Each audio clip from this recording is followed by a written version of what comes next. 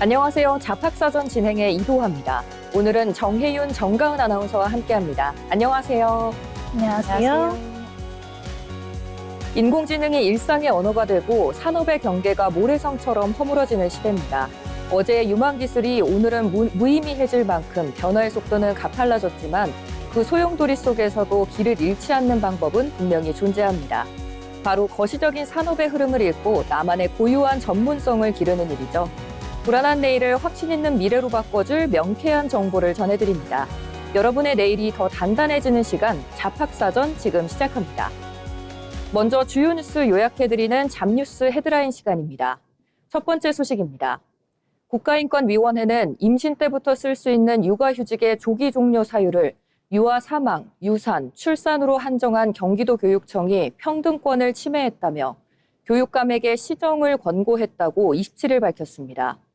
지난해 1학기부터 1년 계획으로 육아휴직 중이었던 경기도 한 초등학교 교사는 자녀의 어린이집 입소 확정으로 2학기 조기 복직을 신청했으나 사유에 해당하지 않는다며 거부당하자 인권위에 진정을 냈습니다.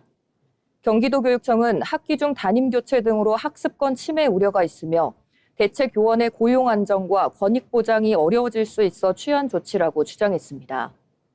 그러나 인권위는 조기 복직 요건을 제한한 것은 교육감의 과도한 재량권 행사이자 다른 교육청 소속 교사와의 평평성에도 어긋난다며 평등권 침해 차별 행위라고 판단했습니다. 인권위는 교육감에게 육아휴직 조기 종료 사유를 특정 내용으로 한정하지 않고 개별 상황을 종합적으로 검토하라고 권고했습니다. 다음 소식입니다. 한국국제교류재단은 주한 외국인을 포함한 국내 거주 청년을 대상으로 대한민국을 전 세계에 알리는 KF 디지털 공공외교 아카데미 참가자를 모집한다고 27일 밝혔습니다. 이 프로젝트는 인공지능, 소셜미디어, 뉴미디어 등 디지털 기술을 활용해 한국을 세계에 알릴 수 있는 콘텐츠와 플랫폼을 직접 기획 제작할 수 있도록 지원하는 KF의 신규 국민참여 공공외교 사업입니다. KF는 그간 다양한 국민참여형 공공외교 사업을 운영하며 국민들이 공공외교를 이해하고 직접 참여할 기회를 제공해왔으며 이번 사업을 통해 청년 세대의 디지털 역량과 창의성을 공공외교 분야와 연계할 계획입니다. 이번 공모를 통해 선발되는 총 35명의 참가자에게는 AI 등 디지털 기술 활용에 대한 전문가 교육과 공공외교 특강 수강 기회가 제공됩니다. 마지막 소식입니다. 고용노동부 산하 안전보건공단이 산업재해 예방 지원 사업의 부정수급을 막기 위해 예방조사 체계를 대폭 강화합니다. 부정수급이 확인될 경우 지급된 보조금의 최대 5배까지 추가 환수하는 등 엄정 대응에 나섭니다. 이번 조치는 재정 누수를 방지하기 위해 출범한 부정수급 예방단을 통해 진행됩니다. 앞서 국무조정실 합동 점검 결과에서 한국보건공단이 담당하는 스마트 안전장비 관련 부정수급 사례가 적발된 후 전담 조직인 부정수급 예방단을 신설한 바 있습니다. 특히 안전보건공단은 최근 지원 사업에 대한 허위 세금 계산서 제출, 자부담금 대납, 거래 조작 등 수법이 점차 지능화되고 조직화됐다고 보고 있습니다. 부정수급 예방단은 사업장 점검과 의심 사례 확인, 후속 조치까지 총괄하며 지원 사업 전반의 관리 기능을 점검할 예정입니다. 지금까지 잡뉴스 헤드라인 전해드렸는데요. 이번에는 실제 작업 현장으로 가보겠습니다. 다양한 직업을 직접 만나보고 그 속에서 일하는 사람들의 이야기를 들여다보는 시간, 현장 속으로 시간입니다. 정혜윤 아나운서가 전해드립니다. 네, 오늘 현장 속으로 해서 전해드릴 내용은요. AI 시대에 새롭게 주목받고 있는 직업을 소개해드리려고 합니다. 이 바로 프롬프트 엔지니어인데요. 요즘 인공지능은 글을 쓰고 또 그림을 만들고 자료를 정리하고 아이디어까지 제안을 하고 있습니다. 이제 AI는 단순한 기술을 넘어서 일상과 업무 속에서 함께 활용되는 도구로 되고 있는데요. 그런데 같은 AI를 사용하더라도 어떤 사람은 원하는 결과를 정확하게 얻고 어떤 사람은 엉뚱하거나 부족한 답변을 받기도 합니다. 그 차이를 만드는 핵심은 바로 질문인데요. 이 프롬프트 엔지니어는 쉽게 말해서 AI가 더 정확하고 유용한 답을 낼 수 있도록 질문과 지시문을 설계하는 사람입니다. 이 단순히 질문을 잘하는 직업이라고 생각하실 수 있겠지만 실제로는 사용자의 목적을 파악하고 필요한 조건을 정리한 뒤에 이 AI가 이해할 수 있는 방식으로 명확하게 전달하는 일이 필요할 수 있습니다. 예를 들어서 기업에서 새로운 상품 소개 문구가 필요한 상황이라고 해보겠습니다. 그냥 광고 문구를 써줘 이렇게 입력하는 것과 상품의 특징, 고객층, 원하는 분위기, 문장 길이, 사용 채널까지 구체적으로 알려주는 것은 결과값이 완전히 다르게 나올 수밖에 없는데요. 이때 어떤 정보를 넣어야 하는지, 어떤 순서로 요청을 해야 하는지, 어떤 표현은 피해야 하는지 이런 것들을 설계하는 사람이 바로 프롬프트 엔지니어입니다. 프롬프트 엔지니어의 현장은 꼭 IT 기업 안에만 있는 것은 아닌데요. 이 마케팅 회사에서는 광고 문구와 콘텐츠 기획에, 또 교육 분야에서는 학습 자료와 문제 제작에, 고객 상담 분야에서는 답변 시스템 개선에 AI가 활용되고 있습니다. 이 영상 제작, 번역, 기획, 보고서 작성처럼 AI를 활용하는 업무가 늘어날수록 이 프롬프트 엔지니어의 역할도 함께 늘어나고 있습니다. 이들의 하루는 먼저 사용자가 원하는 결과를 정확하게 이해하는 것부터 시작됩니다.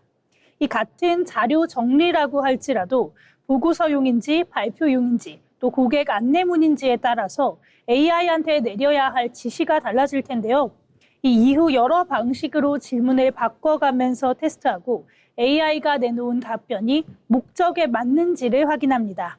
내용이 너무 길지는 않은지, 중요한 정보가 빠지지는 않았는지, 또 잘못된 내용이 포함되지는 않았는지 꼼꼼히 검토하는 과정도 필요하겠습니다. 그래서 이 작업에는 언어 감각과 논리력, 그리고 분석력이 중요합니다. AI에게 명확하게 지시하기 위해서는 문장을 정확하게 구성하는 능력이 필요하고 또 결과물을 판단하기 위해서는 내용을 비판적으로 바라보는 시각도 필요합니다. 또한 산업에 대한 이해도 중요한데요. 이 의류, 금융, 교육, 마케팅처럼 분야가 달라지게 되면 AI에게 요청하는 방식도 달라져야 하기 때문입니다. 물론 AI가 점점 발전하면서 누구나 쉽게 AI를 사용할 수 있는 시대가 되고 있습니다. 하지만 중요한 것은 AI가 모든 것을 알아서 해주는 것은 아니라는 점입니다. 무엇을 물어볼지, 어떤 조건을 줄지, 또 나온 결과를 어떻게 판단하고 활용할지는 여전히 사람의 몫으로 남아 있습니다. 이 프롬프트 엔지니어는 바로 그 지점에서 사람과 AI 사이의 소통을 설계하고 있습니다. 보이지 않는 질문 하나로 AI의 결과를 바꾸고 또 업무의 효율과 완성도를 높이고 있는 사람들. AI를 대신 일하게 만드는 사람이 아니라 이 AI가 사람의 목적에 맞게 더 잘 일할 수 있도록 길을 만들어주는 사람들이죠. AI 시대의 새로운 소통 방식을 설계하는 직업, 프롬프트 엔지니어에 대해 알아봤습니다. 지금까지 현장 속으로였습니다. 결국 인공지능이라는 거대한 바다에서 올바른 항로를 찾는 건 인간의 정교한 질문이라는 사실을 알 수 있었습니다. 기술이 아무리 발전해도 그 기술의 목적과 가치를 부여하는 건 여전히 사람의 몫이라는 점이 인상 깊은데요. 질문의 힘이 우리 일상을 어떻게 바꿔놓을지 기대가 되는 프롬프터 엔지니어의 이야기였습니다. 다음은 지금 바로 활용할 수 있는 실질적인 취업 정보를 전해드리는 오늘의 잡정보 시간입니다. 정가은 아나운서가 전해드립니다. 네, 평생 직장이라는 개념이 사라진 요즘, 구직자뿐만 아니라 현직 직장인들 사이에서도 스킬업, 즉 끊임없는 자기 개발이 생존 전략으로 떠오르고 있습니다. 하지만 막상 새로운 기술을 배우려고 하면 만만치 않은 교육비 때문에 망설여지기 마련인데요. 오늘은 비용 부담은 덜고 직무 역량은 확실하게 끌어올릴 수 있는 고용노동부의 대표적인 지원제도 국민내일 배움카드와 이를 100% 활용할 수 있는 최신 훈련 트렌드를 소개해드리도록 하겠습니다. 단순한 자격증 취득을 넘어 취업시장과 기업 현장에서 바로 통하는 무기를 만들 수 있는 기회이니 주목해보셔도 좋을 것 같습니다. 국민내일 배움카드는 일자리를 구하고 있는 취준생, 이직을 꿈꾸는 직장인, 그리고 자영업자까지 대한민국 국민이라면 누구나 신청할 수 있는 역량개발 지원제도입니다. 기본적으로 5년간 300만 원에서 최대 500만 원까지 훈련 비용을 지원받을 수 있는데요. 일반 직무 교육의 경우 본인 부담금이 일부 발생하기도 하지만 최근 기업 수요가 폭발하고 있는 첨단 산업 분야의 경우 교육비 전액 무료 혜택을 누릴 수 있습니다. 과거에는 단순 컴퓨터 활용이나 회계 위주였다면 최근에는 전공과 무관하게 기초부터 전문가 수준까지 성장할 수 있는 고품질의 프로그램이 많다고 하는데요. 그렇다면 수많은 과정 중 어떤 교육을 선택해야 취업 또는 이직에 유리한 걸까요? 최근 가장 주목받는 것은 바로 K-디지털 트레이닝, 그리고 첨단 산업 첨단 인재 양성 과정입니다. 이 과정들은 카카오, 네이버, 우아한 형제들 같이 실제 유수 기업이나 전문 교육기관이 직접 훈련 과정을 설계하는 것이 특징인데요. 단순 이론 수업이 아니라 실제 현업에서 쓰이는 데이터를 가지고 프로젝트를 수행합니다. 특히 챗GPT나 생성형 AI를 실무에 적용하는 AI 엔지니어링, 데이터 분석, 그리고 스마트 물류, 반도체 등 트렌디한 직무들 또한 가득합니다. 게다가 전액 정부 지원으로 수강료가 0원일 뿐만 아니라 출석률 조건을 채우면 매달 별도의 훈련 장려금까지 받을 수 있어 생계 부담도 덜 수 있다는 장점이 있습니다. 그렇다면 나에게 딱 맞는 과정을 고르고 인기 있는 과정에 합격하기 위한 팁은 어떤 것들이 있을까요? 첫째, 직업훈련 포털의 수강평과 취업률을 반드시 확인하셔야 합니다. 동일한 과정이라도 교육기관마다 강사진의 역량과 취업 연계율이 다 다르기 때문인데요. 최소 취업률 70% 이상인 우수 훈련 기관을 선택하는 것이 안전합니다. 둘째로는 인기 과정의 면접을 철저히 준비해야 합니다. 전액 무료인 고품질 과정은 경쟁률이 상당히 높은 편인데요. 비전공자라면 단순히 공짜라서 한번 배워봐야지 라는 것이 아니라 이 과정을 통해 어떤 포트폴리오를 만들고 어떤 기업에 지원할 것인지 구체적인 로드맵을 자기소개서와 인터뷰에 어필해야 선발 확률이 높아집니다. 새로운 분야를 배우고 직무를 전환하는 것은 누구에게나 막막하고 어려운 도전일 수 있습니다. 하지만 어떤 무기를 쥐고 시작하느냐에 따라 그 과정과 결과는 완전히 달라집니다. 오늘 소개해드린 국민 내일 배움 카드를 통해 비용 걱정은 내려놓고 여러분의 커리어에 가장 강력한 날개를 달아보시기 바랍니다. 지금까지 오늘의 잡정보였습니다. 결국 시대가 변해도 살아남는 유일한 방법은 변화의 속도보다 더 빠르게 배우고 성장하는 것뿐입니다. 오늘 소개해드린 국민 내일 배움 카드가 막막했던 여러분의 커리어에 든든한 이정표가 되었길 바라겠습니다. 다음으로 세상에는 우리가 아직 잘 알지 못하는 다양한 직업들이 존재하는데요. 새롭게 떠오르는 직업과 앞으로 주목해야 할 미래 직종을 살펴보는 시간, 직업의 세계, 유예빈 아나운서가 전해드립니다. 네, 오늘의 직업의 세계에서는 드넓은 바다를 무대로 새로운 기술을 이끄는 직업을 소개해드리겠습니다. 바로 스마트 해상 물류관리사인데요. 무역의 90% 이상이 바다를 통해 이루어지는 만큼 해상 물류는 우리 경제의 든든한 동맥입니다. 하지만 이제는 단순히 배에 짐을 싣고 나르는 것을 넘어서 첨단 정보통신 기술이 항만과 선박을 제어하는 시대로 진입했는데요. 이 거대한 변화의 중심에서 스마트 해상물류관리사에 대해 자세히 알아보겠습니다. 스마트 해상물류관리사는 전통적인 해운물류 지식의 사물인터넷, 빅데이터, 그리고 인공지능 같은 스마트 기술을 접목한 융합형 전문가입니다. 화물의 이동 경로를 최적화하면서 비용을 줄이고요. 또 첨단 장비로 자동화된 스마트 항만 시스템을 원활하게 운영하는 역할을 맡고 있습니다. 이렇게 해상 물류 분야에서는 최초로 추진됐던 정보통신 기술 융합형 자격으로 최근 급변하고 있는 글로벌 물류 환경에서 수요가 가장 큰 핵심 인력이라고 할 수 있습니다. 이 자격증이 구직자들에게 특히 매력적인 이유가 따로 있는데요. 바로 올해부터 국가가 그 전문성을 확실하게 인정했다는 점입니다. 울산항만공사에서 주관하는 이 시험은 2022년에 국가등록 민간 자격증으로 출발했습니다. 그 이후에는 2024년 해양수산부로부터 국가공인 민간 자격을 획득했는데요. 이렇게 공신력이 크게 높아진 탓에 인기는 나날이 늘어나고 있습니다. 참고로 공인되기 이전에 자격을 취득하신 분들도 법령에 따라 특별 검정을 거치면 국가 공인 자격증으로 전환할 수 있도록 제도가 마련되어 있다고 합니다. 또 가장 큰 장점은 응시 자격에 아무런 제한이 없다는 점인데요. 나이나 학력에 관계없이 누구나 도전할 수 있습니다. 시험은 국제물류거래와 해운물류론, 기술개론과 관련 법규 등 이렇게 총 5개 과목으로 처리됩니다. 객관식 100문항을 150분 동안 풀게 되고요. 과목당 40점 이상, 평균 60점 이상이면 합격선입니다. 2024년 기준 합격률은 약 48%로 물리와 IT 지식을 고루 묻기 때문에 차분한 준비가 필요합니다. 자격을 취득하면 실질적인 취업 혜택이 쥐어지는데요. 당장 울산항만공사 청년 인턴 채용에 지원할 때 서류와 필기 총점의 2% 이내에서 가산점을 받을 수 있습니다. 공사 측은 앞으로 다른 공공기관이나 일반 기업의 채용과 함께 승진 시 가점을 인정받고 또 대학교 학점 인정 혜택까지 받을 수 있도록 관계기관과 협의를 넓혀가고 있다고 하는데요. 이만큼 일찍 취득할수록 취업 시장에서 활용도가 더욱 커지는 유망한 자격증이라고 볼 수 있습니다. 과거의 바다가 사람의 경험과 직관에 의존했다면 이제 미래의 바다는 정확한 데이터와 스마트 기술로 움직이는 건데요. 그 거대한 배의 조타주를 쥐는 직업이 바로 스마트 해상물류관리사입니다. 항만과 해운 산업의 디지털 전환을 이끌어가는 스마트 해상물류관리사.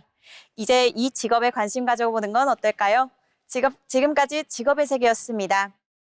전통적인 해상물류에 IT 기술을 더해 바다의 새로운 길을 열어가는 스마트 해상물류 관리사의 세계였습니다. 국가공인 자격으로도 공신력까지 갖춘 만큼 물류 산업의 디지털 전환을 이끌고 싶은 분들에게 좋은 기회가 될 것 같습니다. 이번 시간은 변화하는 사회 속에서 우리의 일하는 방식을 다시 들여다보는 시간, 잡토크 시간입니다. 오늘은 기업들의 호칭 파괴에 대해 이야기를 나눠볼까 하는데요. 사실 요즘 대기업들까지 나서서 부장님, 차장님 대신 혜윤님, 가은님 또는 영어 이름을 부르잖아요. 겉으로 보기에도 아주 유연해 보이고 세련돼 보이긴 하는데 과연 이게 우리 일터의 본질을 바꾸고 있는지 궁금합니다. 두 분은 실제 이런 변화를 어떻게 느끼고 계신가요? 사실 저는 제 주변에 있는 친구들만 봐도 이러한 변화가 체감이 되고 있는데요. 처음에는 20년 차 부장님을 제임스라고 부르는 게 너무너무 힘들었다고 합니다. 그런데 시간이 지나니까 확실하게 회의 분위기도 달라지고 있다, 이런 이야기를 많이 하더라고요. 예전에는 높은 사람이 입을 떼기 전까지 눈치만 서로 보고 있었다면은 지금은 직급이라는 계급장을 떼고 나니까 자기 아이디어를 조금 더 편하게 이야기할 수 있다고 합니다. 결국에는 말의 문턱이 조금 낮아진 셈이라고 볼 수 있을 것 같습니다. 말씀하신 것처럼 분위기가 부드러워지는 건 물론 장점이겠죠. 하지만 저는 이게 보여주기식 행정에 그치진 않을까 하는 걱정이 됩니다.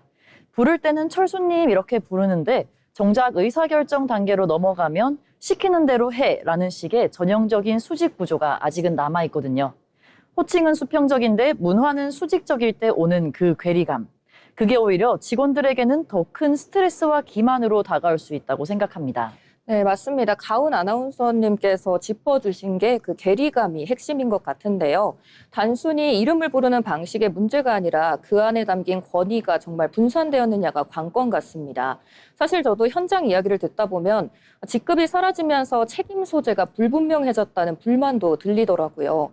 님님, 누구님 하시다 보면 다 같이 수평적인 것 같긴 한데 정작 사고가 터졌을 때 최종적으로 책임지는 사람이 누구인지가 모호해진다는 거죠. 네, 충분히 그럴 수 있지만 이런 책임 소재의 문제 같은 경우에는 이 시스템의 문제이지 사실상 호칭의 문제는 아닐 수 있습니다.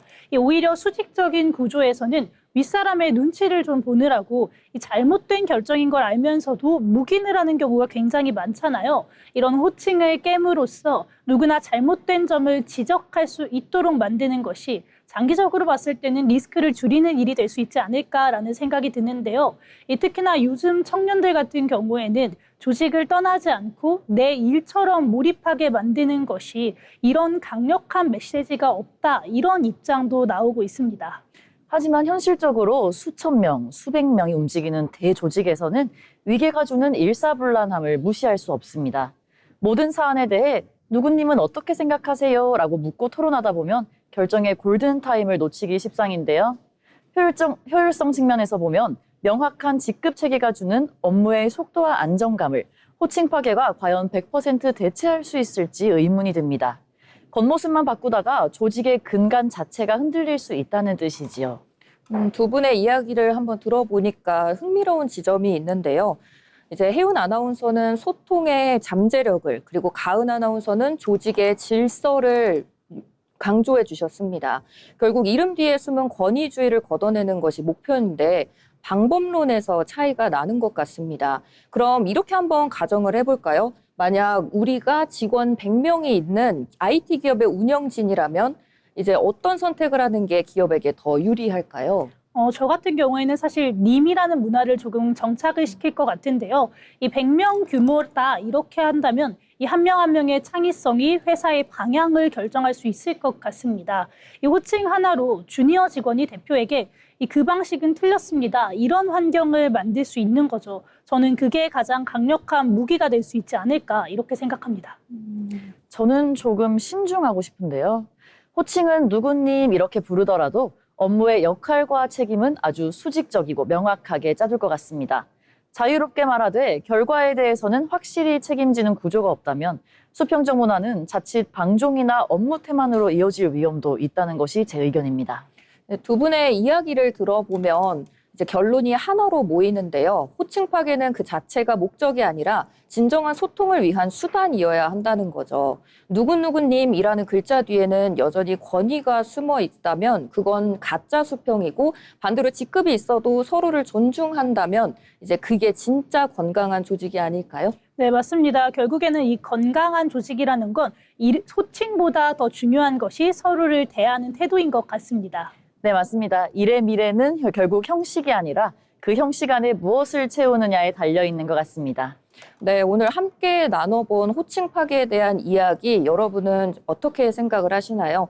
우리 일터가 이름뿐만 아니라 마음까지 수평적으로 소통할 수 있는 곳이 되기를 바라겠습니다. 지금까지 잡토크였습니다.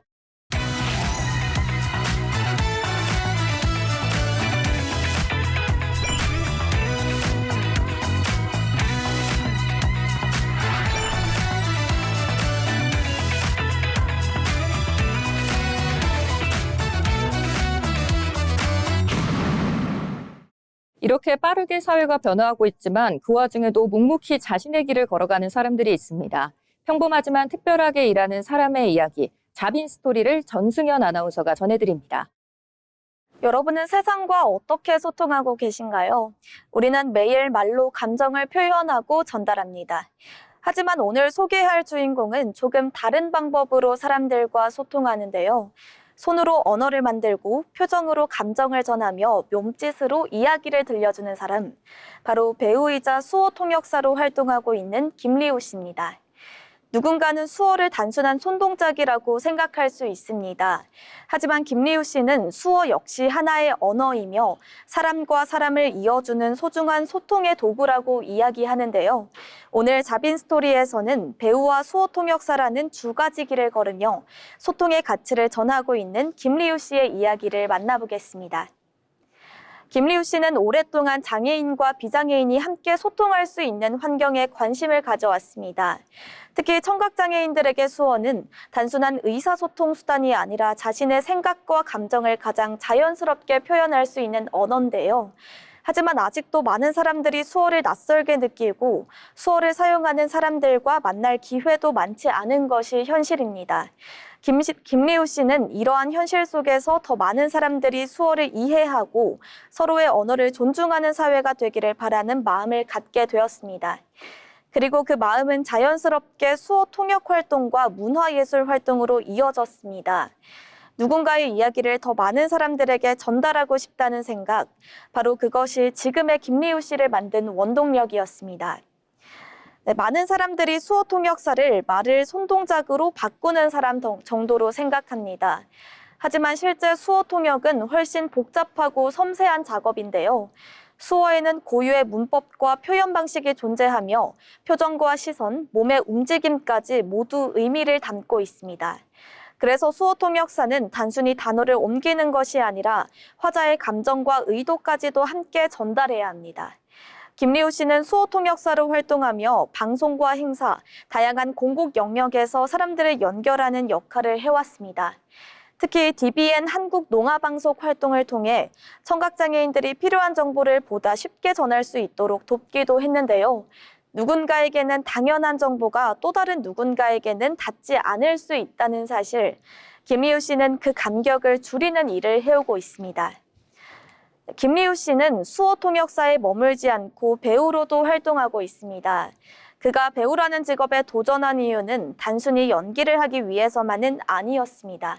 수어 역시 감정을 표현할 수 있고 예술이 될 수 있다는 사실을 보여주고 싶었기 때문인데요. 생각해보면 배우 역시 몸짓과 표정으로 감정을 전달합니다. 네, 수어도 마찬가지입니다. 기쁨과 슬픔, 설렘과 긴장, 그리고 사랑까지 수어는 단순한 언어를 넘어 감정을 담아내는 표현의 방식이 될 수 있습니다. 김리우 씨는 배우 활동과 다양한 인식 개선 활동을 통해 수어는 특별한 사람들만의 언어가 아니라 우리 사회가 함께 이해해야 할 수 있는 언어라는 메시지를 꾸준히 전달하고 있습니다. 우리는 종종 같은 언어를 사용하면서도 서로를 이해하지 못할 때가 많습니다. 반대로 언어가 달라도 진심이 전해지는 순간도 있는데요. 김리우 씨의 이야기는 우리에게 소통의 본질을 다시 생각하게 합니다. 소통은 단순히 말을 많이 하는 것이 아니라 상대방의 언어를 이해하려는 노력에서 시작된다는 사실입니다. 배우로서 이야기를 전달하고 수어 통역사로서 사람과 사람을 연결하며 수어의 가치를 알리고 있는 김리우 씨. 오늘 자빈스토리에서는 손끝의 언어로 세상과 소통하는 사람 김리우 씨를 만나봤습니다. 지금까지 자빈스토리였습니다. 소통은 상대의 언어를 이해하려는 노력에서 시작된다는 것을 김리우 씨를 통해 배울 수 있었습니다. 손끝으로 전하는 그 따뜻한 진심이 우리 사회의 벽을 허무는 큰 울림이 되길 바랍니다. 이번 시간은 경제로 보는 일터입니다. 경제의 변화는 곧 일의 방식과 일자리의 모습에도 영향을 미치죠. 이번 시간에는 경제 흐름을 통해 산업과 일터의 변화를 함께 들여다보겠습니다. 전혜영 아나운서가 전해드립니다. 새벽에 주문한 샐러드가 아침 식탁에 오르고 온라인으로 산 냉동식품은 녹지 않은 채 집 앞에 도착합니다. 요즘은 냉장 냉동 먹거리를 집에서 바로 받는 일이 익숙해졌는데요. 이러한 변화 뒤엔 상품을 상하지 않게 유지하고 배송하는 콜드체인 물류가 있습니다. 콜드체인은 식품이나 의약품처럼 온도에 민감한 물건을 적정 온도로 유지하며 운송하는 일을 말하는데요. 과거엔 빠른 배송이 중요했다면 이젠 품질을 유지하는 것이 더 중요해지고 있습니다. 한마디로 배송 중심이던 물류 일터가 품질을 관리하는 현장으로 바뀌고 있다는 건데요. 창고에서는 상품 입고 시간과 보관 온도, 적재 위치와 출고 일정, 배송 차량까지 함께 확인하고 운송 담당자는 주소뿐 아니라 정해진 배송 시간, 이동 중 상품 상태, 온도 유지 여부를 확인해야 합니다. 특히 온도 유지가 중요한 만큼 현장의 빠른 대응이 중요해지고 있는데요. 이 때문에 최근 물류 현장에서는 온도를 기록하고 상태를 실시간으로 점검하는 장비를 적극 활용하고 있습니다. 사람이 눈으로 보고 확인하던 일을 데이터를 체크하면서 문제가 없는지 철저히 점검하는 방식인데요. 결국 콜드체인 물류의 성장은 품질을 유지하기 위해 운송, 품질 관리, 설비 관리 등 오히려 현장 인력의 역할과 전문성이 함께 커진다는 점입니다. 앞으로 물류의 경쟁력은 빠른 배송보다 얼마나 안전하고 좋은 품질을 유지하는지가 더 중요한 기준이 될 것으로 보입니다. 기술을 넘어 품질과 시간을 함께 관리하는 시대. 콜드체인 물류는 지금 물류 산업의 기준 자체를 바꾸고 있습니다. 지금까지 경제로 보는 일터였습니다. 이제 물류는 단순히 물건을 옮기는 일을 넘어 상품의 생명력을 관리하는 전문 영역으로 진화하고 있습니다. 기술과 사람이 함께 만드는 이 세심한 신선함이 우리 일터와 소비의 기준을 새롭게 바꾸는 것 같습니다. 이번 시간은 데이터로 본 일터 자비쇼 시간입니다. 통계와 데이터를 통해 요즘 노동시장에서 나타나는 변화를 살펴보는 시간인데요. 먼저 혜운 아나운서, 오늘은 어떤 이야기로 나눠볼까요? 네, 오늘은 앱이 만든 새로운 일터, 플랫폼 노동에 대해서 함께 이야기해 보려고 합니다. 예전에는 일터라고 하면 이 회사나 사무실이나 공장, 이런 매장처럼 특정한 공간을 먼저 떠올리는 분들이 많았을 텐데요. 요즘에는 스마트폰 앱 하나가 일의 출발점이 되기도 합니다.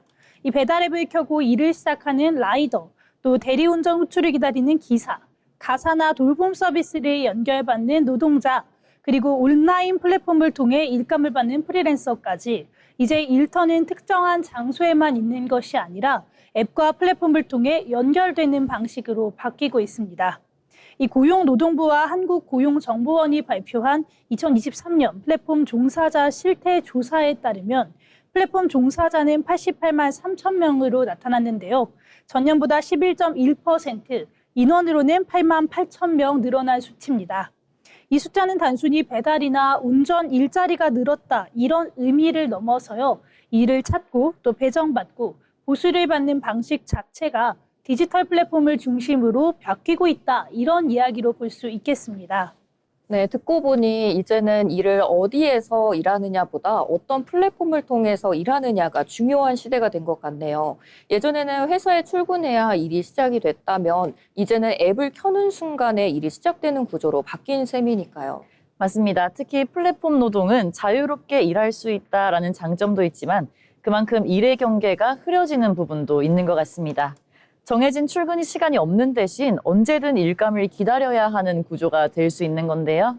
네, 맞습니다. 바로 그 부분이 플랫폼 노동을 볼 때 굉장히 중요하게 이야기해야 되는 부분인데요. 이 플랫폼 노동이라고 하면 흔히들 배달, 운전 이런 것들을 떠올리지만 최근에는 그 범위가 넓어지고 있습니다. 이 실제로 조사에 따르면 정보기술 서비스와 전문 서비스 분야에서의 플랫폼 종사자가 전년보다 계속해서 늘어나고 있는 것으로 나타났습니다. 이 반면 배달과 운전 분야는 오히려 감소세를 보이고 있는데요. 이 말은 플랫폼 노동이라는 것이 더 이상 배달 라이더나 이 대리운전 기사만의 이야기는 아니라는 뜻입니다. 디자인이나 번역, 개발, 상담, 또 콘텐츠 제작처럼 전문성을 가진 일들도 플랫폼을 통해서 연결이 되고 있습니다. 이제 플랫폼이라는 곳은 단순히 일을 중개하는 것을 넘어서 새로운 방식의 노동시장을 만들어가고 있습니다. 그러니까 플랫폼 노동이라고 해서 무조건 현장 노동만을 떠올릴 필요는 없겠네요. 노트북 하나로 일감을 받고 프로젝트를 단위로 일하는 사람들도 넓게 보면 플랫폼 노동자일 수 있지 않을까 싶은데요. 그렇죠. 그리고 이러한 변화는 일하는 사람에게도 선택의 폭이 넓어진다는 의미가 있지만 동시에 소득이나 고용 안정성이 흔들릴 수 있다는 단점도 있는 것입니다. 일감이 많을 때는 자유로워 보이지만 일감이 없을 때는 그 부담을 개인이 감당해야 하니까요. 네, 맞습니다. 이런 플랫폼 노동의 가장 큰 특징은 자유로움과 함께 불안전성이 함께 있다는 건데요.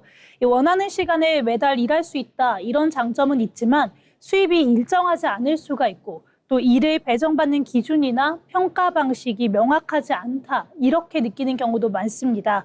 특히나 앱 안에서 모든 과정이 이루어지다 보니 노동자는 플랫폼의 규칙을 따라가지만 정작 문제가 생겼을 때 누구에게 책임을 물어야 하는가 이 부분이 불분명해지는 경우도 분명히 있습니다. 결국에 플랫폼 노동은 이제 노동 미래형 일자리이자 동시에 아직 제도가 따라가야 할 부분이 많은 일자리라고 할 수 있겠네요. 새로운 방식으로 일하는 사람들이 늘어난 만큼 그에 맞는 보호 기준도 필요해 보입니다. 맞습니다. 특히 플랫폼 노동자는 자유로워 보이는 자영업자 혹은 회사에 소속된 근로자 그 사이 중간에 있는 경우가 많아서 기존의 고용 기준으로만 보기 어려운 부분이 있는 것 같습니다. 일터가 바뀌면 그 일터를 바라보는 기준도 이제는 함께 바뀌어야 할 것 같습니다. 네, 맞습니다. 그래서 플랫폼 노동을 이야기를 할 때 단순히 자유롭게 일하는 사람들 이렇게 볼 수는 없습니다. 이 중요한 것은 어떤 형태로 일을 하고 일하는 사람이 안전하게 일을 하고 또 정당하게 보상을 받고 또 문제가 생겼을 때 보호받을 수 있어야 한다는 점일 텐데요. 이 플랫폼 노동자인 88만 3천 명. 이 숫자는 스마트폰 앱이 우리의 일터 구조를 얼마나 바꾸고 있는지 보여주는 증거가 될 수 있을 것 같습니다. 이제 일터는 건물 안에만 있는 것이 아닙니다. 이 플랫폼 노동의 확산이 단순한 일자리 증가를 넘어서 더 안전하고 공정한 일터로 이어질 수 있을지 우리 모두 지켜볼 필요가 있을 것 같습니다. 네, 이렇게 혜윤 아나운서가 준비해 주신 이야기로 얘기 나눠봤는데요.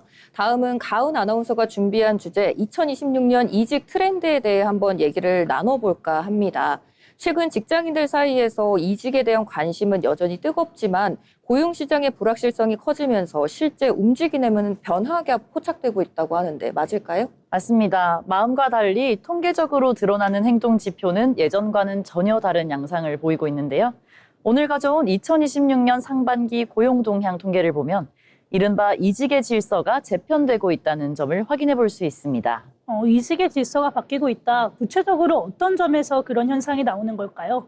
네, 통계청과 한국고용정보원의 데이터를 분석해보면 20대와 30대의 이직률 자체는 전년 대비 소폭 하락하거나 또는 정체된 흐름을 보입니다. 반면 가장 두드러진 변화는 이직 준비 기간의 장기화로 들 수 있는데요. 사실 이직 플랫폼이랑 이런 채용 서비스가 굉장히 활성화가 많이 됐잖아요. 그런데도 준비 기간이 길어졌다는 게 저는 굉장히 뜻밖인 것 같습니다. 그렇습니다. 1인당 평균 이직 준비 기간이 작년보다 2.4개월 늘어난 7.8개월로 조사됐다고 합니다. 예전처럼 퇴사 후 구직 활동을 하는 것이 아니라 현재 직장을 유지하면서 연봉과 복지 데이터를 철저히 비교 분석한 후 움직이는 전략적 이직이 이제는 대세로 자리 잡게 된 것이죠. 경기 불확실성이 이제 리스크를 감소하려는 직장인들의 신중함으로 이어진 셈이군요. 실제로 30대 고용률이 81% 역대 최고 수준을 유지하고 있는 것도 안정적인 기반 위에 철저하게 이직을 준비하는 경향을 뒷받침하는 지표라고 볼 수 있겠네요. 그렇습니다. 그리고 이직 조건에서 연봉만큼이나 중요해진 데이터가 바로 어디서 일하느냐인데요. 이건 바로 근무 장소의 유연성이라고 설명할 수 있겠습니다. 최근 재택근무를 축소하는 기업들이 늘고 있다는 소식도 있던데 근무 장소의 변화는 어떤 통계로 볼 수 있을까요? 기업들이 사무실 출근을 재개하는 대신 지자체와 연계된 워케이션 프로그램을 대안으로 활용하고 있습니다. 최근 발표된 제주도의 워케이션 누적 이용객 지표를 보면 당초 목표치였던 10만 명을 이미 조기 돌파했다고 합니다. 이 휴가지에서 원격으로 근무하는 방식이 단순한 유행이었는데 이제는 하나의 근무 형태로 바뀌고 있군요. 네, 관련 설문조사에서 워케이션을 경험한 직원의 85%가 직무 만족도 상승했다고 꼽았습니다.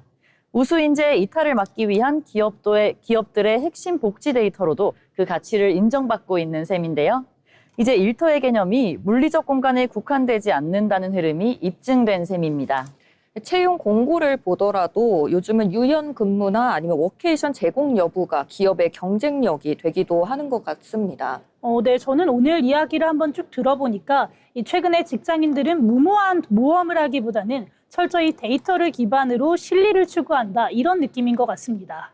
그렇습니다. 한마디로 안정 속의 정밀함 이동이라고 설명해 볼 수 있겠는데요.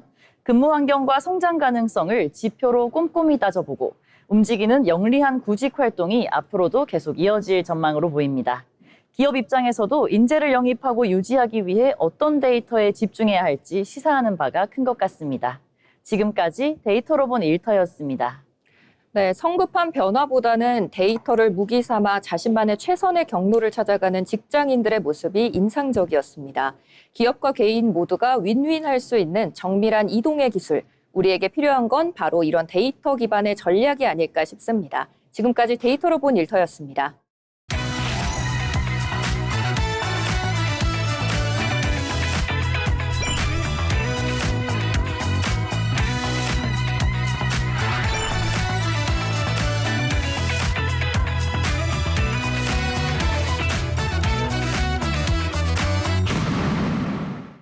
취업을 준비할 때 중요한 것 중 하나는 바로 기업을 제대로 이해하는 것입니다.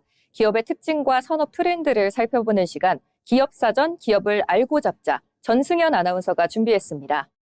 기업을 쉽고 흥미롭게 알아보는 시간, 기업사전입니다. 오늘은 전 세계 사람들이 가장 많이 사용하는 음악 스트리밍 플랫폼 기업 만나보겠습니다. 여러분은 음악 들으실 때 어떤 앱을 가장 많이 사용하시나요? 예전에는 CD나 MP3 파일로 음악을 들었다면 이제는 원하는 노래를 바로 검색해서 듣는 시대가 됐습니다. 이처럼 음악 소비 방식 자체를 바꿔놓은 기업이 있습니다. 오늘 소개해드릴 기업 바로 스포티파이입니다. 스포티파이는 2006년 스웨덴에서 설립된 글로벌 음악 스트리밍 플랫폼입니다. 현재 전 세계 수억 명의 이용자를 보유하며 대표적인 음원 서비스 기업으로 성장했는데요. 특히 원하는 음악을 실시간으로 감상할 수 있는 스트리밍 방식을 대중화하며 음악 시장의 흐름을 크게 바꿨습니다. 또 단순한 음악 감상을 넘어 팟캐스트와 오디오북 서비스까지 영역을 확대하며 종합 오디오 플랫폼으로 성장하고 있습니다. 스포티파이의 가장 큰 강점은 개인 맞춤형 추천 시스템입니다. 이용자의 청취 기록과 선호 장르, 반복 재생 음악 등을 AI 기반으로 분석해 맞춤형 플레이리스트를 제공하고 있는데요. 대표적으로 데일리 믹스와 디스커버리 위클리 서비스는 이용자 취향에 맞는 새로운 음악을 추천하며 큰 인기를 얻고 있습니다. 이처럼 개인화된 추천 기능은 이용자 만족도를 높이는 동시에 플랫폼 체류 시간 증가에도 긍정적인 영향을 주고 있습니다.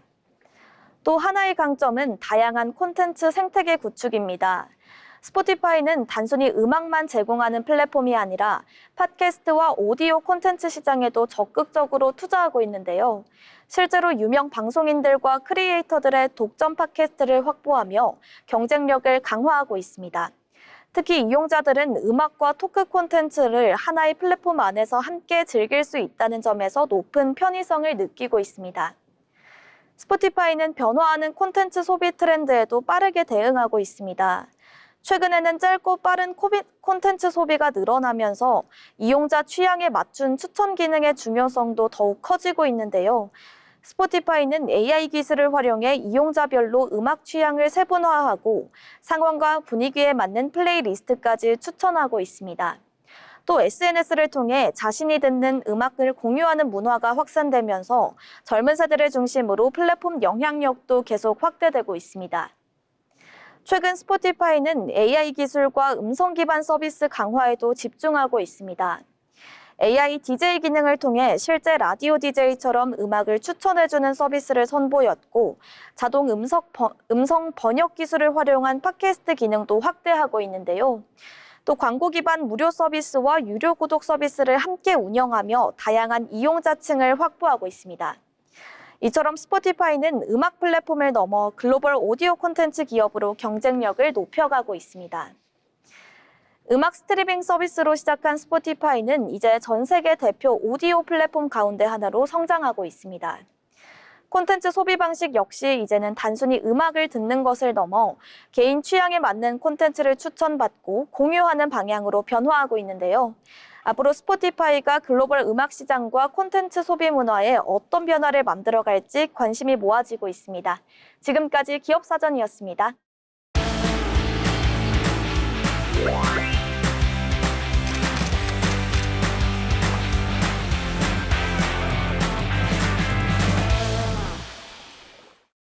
전국의 축제와 핫플레이스를 소개해드리는 어디 갈까 시간입니다. 여러분, 주말만 되면 어디 가지 고민하시는 분들 많으시죠? 멀리 떠나기엔 부담스럽고 그렇다고 집에만 있기엔 날씨가 너무 아쉬운 요즘인데요. 특히 따뜻한 봄바람이 불고 해가 길어지는 계절엔 괜히 걷고 싶고 또 밖으로 나가고 싶은 마음이 더 커지는 것 같습니다. 그래서 오늘 어디 갈까에서는 자동차 대신 사람들의 웃음소리로 가득 채워진 아주 특별한 공간으로 떠나보겠습니다. 바로 서울 한강 위를 두 발로 자유롭게 걸으며 다양한 공연과 먹거리, 그리고 체험 프로그램까지 즐길 수 있는 차 없는 잠수교 뚜벅뚜벅 축제입니다. 차 없는 잠수교 뚜벅뚜벅 축제는 서울특별시 미래한강본부가 주최하는 서울 대표거리 축제로 잠수교와 반포한강공원 일대가 시민들을 위한 거대한 문화공원으로 변신하는 행사입니다. 평소에는 자동차가 오가던 잠수교 위를 오직 사람들만 자유롭게 걸을 수 있다는 점이 가장 큰 특징인데요. 도심 한가운데에서 차 소리 없이 한강바람을 맞으며 산책할 수 있다는 것만으로도 굉장히 특별한 경험입니다. 특히 이번 축제에는 단순히 걷기만 하는 행사가 아니라 먹거리 공연, 체험, 휴식까지 모두 한자리에서 즐길 수 있도록 구성됐다는 점에서 더욱 눈길을 끌고 있는데요. 가장 먼저 많은 분들의 발길을 사로잡는 공간은 바로 달빛 식당입니다.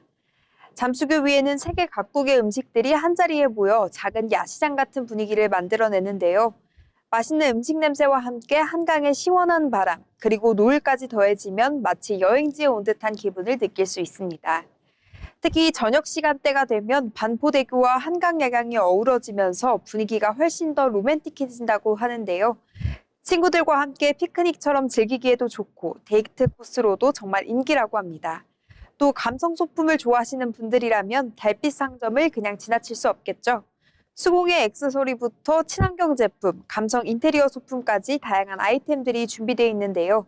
구경하는 재미도 쏠쏠하고 세상에서 하나뿐인 나만의 특별한 소품을 발견하는 즐거움도 느낄 수 있습니다. 아이들과 함께 방문한 가족 단위 관람객들을 위한 공연도 마련돼 있습니다. 바로 달빛 놀이터인데요. 다양한 놀이 체험과 참여형 프로그램들이 준비돼 있어 남녀노소 누구나 동심으로 돌아가 축제를 즐길 수 있습니다. 이 밖에도 여유롭게 쉬어갈 수 있는 달빛 쉼터, 또 직접 만들기를 체험할 수 있는 달빛 공방, 감성적인 작품들을 전시한 달빛 갤러리까지 준비돼 있어서 하루 종일 머물러도 지루할 틈이 없습니다. 그렇다면 이번 축제만의 특별한 프로그램도 살펴봐야겠죠. 이번 축제는 무려 8주 동안 매주 다른 테마의 특별 프로그램이 준비되어 있습니다. 그래서 한 번 방문했다고 끝이 아니라 갈 때마다 새로운 분위기를 경험할 수 있는 점이 특징인데요. 먼저 1주차에는 한강의 여유로운 아침을 즐기는 쉬엄쉬엄 모닝 프로그램이 준비되어 있고요.